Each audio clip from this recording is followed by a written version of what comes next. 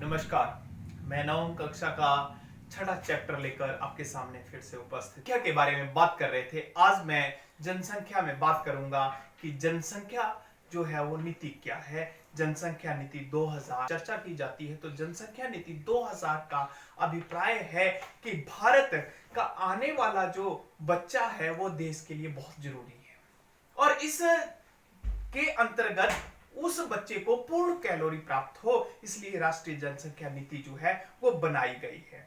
राष्ट्रीय जनसंख्या नीति के अंतर्गत उनको पोषक तत्व मिले, उनके समय समय पर उनकी स्वास्थ्य की जांच होती रहे और उनको यौन शिक्षा समय समय पर माता पिता और टीचरों के द्वारा दी जाए। यह जो है वह राष्ट्रीय जनसंख्या नीति की जो है वह योजना है। थोड़ा मैं एग्जाम्पल इसके ऊपर, मैंने सबसे पहले जब बात की तो मैंने पोषक तत्वों की बात की। मैं आपको बता दूं कि सरकार के द्वारा आंगनवाड़ी केंद्रों में जब बच्चा मां के गर्भ में होता है उस समय से लेकर जो है 5 वर्ष तक जो है वो उसे पोषक तत्व सरकार के द्वारा प्रदान किए जाते हैं। इसके अलावा गर्भवती महिलाओं को जो है वो जितने भी इंजेक्शन हैं वो फ्री लगाए जाते हैं। उनका एक कार्ड बना होता है और उसके कार्ड के अंतर्गत आयरन की गोलियां उनको फ्री दी जाती हैं ताकि बच्चे की हड्डियां और माता जो है उनकी जो है हड्डियां मजबूत रहें, बच्चे को पैदा होने में कोई दिक्कत न आए। दूसरी हमने राष्ट्रीय जनसंख्या नीति में बात की कि हमने पोषक तत्वों की तो बात कर ली कि बच्चे को कैलोरी पूरी मिले। उसके बाद आती है कि उनको जो है वो उचित यौन शिक्षा। बच्चे पैदा होंगे लेकिन उस बच्चे पैदा होने के लिए क्या उन जो बच्चे पैदा कर रहे हैं वह उनको क्या यौन शिक्षा की नॉलेज पूर्ण रूप से है? क्या वह एक सरकार के द्वारा मापदंड जो 18 वर्ष लड़कियों के लिए 21 वर्ष लड़कों के लिए रखा गया है, क्या वो मापदंड पूरे किए गए हैं? क्या उन्हें सरकार के द्वारा समय समय पर गर्भ निरोधक गोलियों या अन्य जो संतान के संबंधित बातें होती हैं उनकी जानकारी दी जाती है? या उन्हें जो वह अदर जो लिंग की तरफ अट्रैक्शन होती है उससे होने वाली जो है वो किशोर अवस्था होती है, बाल्य अवस्था में जो गलत संगत में हमारा दिमाग जाता है उससे होने वाली हानियों का क्या पता है? इसकी जानकारी जो है वह इसी राष्ट्रीय जनसंख्या नीति के अंतर्गत दी जाती है। चलिए आज हम बात करेंगे प्रश्न उत्तर की। चलिए हम पहला प्रश्न जो है वो प्रवास आबादी संख्या वितरण की संरचना को कौन सा परिवर्तित करता है? तो हम यहाँ प्रस्थान और आगमन दोनों लिखा हुआ है, दोनों परिवर्तित करते हैं। सेकंड, जनसंख्या बच्चों का एक बहुत बड़ा अनुपात निम्नलिखित से किसका परिणाम है? उच्च जन्म दर का। उच्च जन्म दर होगी तो ज्यादा। निम्नलिखित में से कौन सा एक जनसंख्या वृद्धि का परिणाम दर्शाता है? जनसंख्या का वृद्धि का, यहाँ एक क्षेत्र में कुल जनसंख्या, जनसंख्या वृद्धि की दर, प्रत्येक वर्ष लोगों की संख्या में होने वाली वृद्धि प्रति, तो इसमें ग पार्ट जनसंख्या वृद्धि की दर यानी कि बच्चे कितने पैदा हो रहे हैं। चलिए, साक्षर व्यक्ति को क्या होना चाहिए? तो साक्षर व्यक्ति को अपना नाम लिखना आना चाहिए बस। चलिए सेकंड क्वेश्चन, जनसंख्या वृद्धि के महत्वपूर्ण घटकों के बारे में बताएं।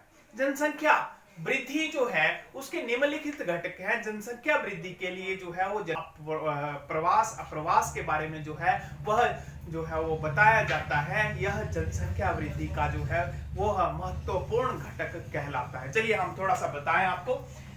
नंबर 1, मैं जनसंख्या नीति के घटकों की बात कर रहा हूं।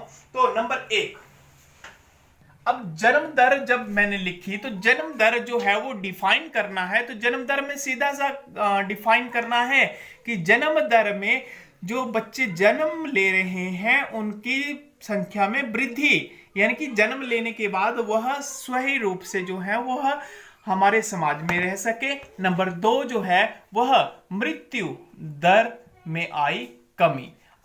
और जो मृत्यु की दर है बच्चों के, हमारे समाज में जो बच्चे होते हैं उनकी मृत्यु दर में जब कमी आ जाती है तो उसे मृत्यु दर कहते हैं।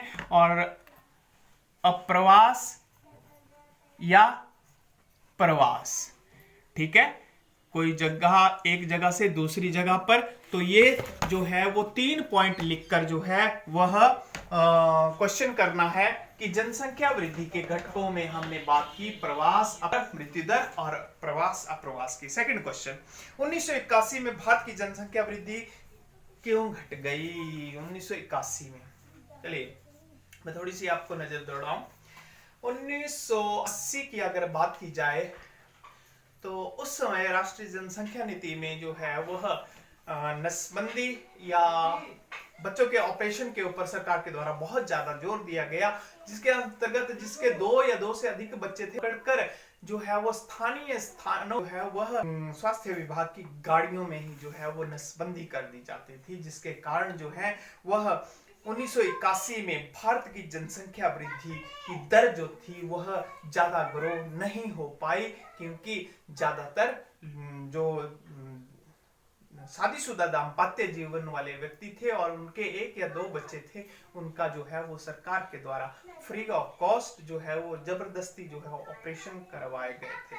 चलिए क्वेश्चन नंबर 3, आयु संरचना जन्म दर एवं मृत्यु दर को परिभाषित करें। सबसे पहले आयु संरचना।